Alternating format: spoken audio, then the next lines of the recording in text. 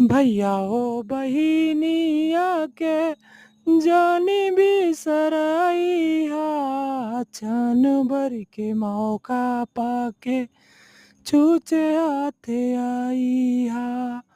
भैया हो बहिनिया के जानी बिसरइहा क्षण भर के मौका पाके छूचे हाथे आईहा।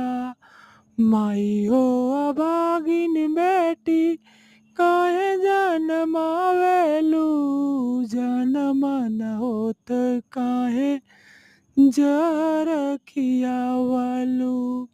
माई हो अभागिन बेटी काहे जनमावेलू जनम न होत काहे जहर खियावलू। मांगेला पराया धन प्रीतिया के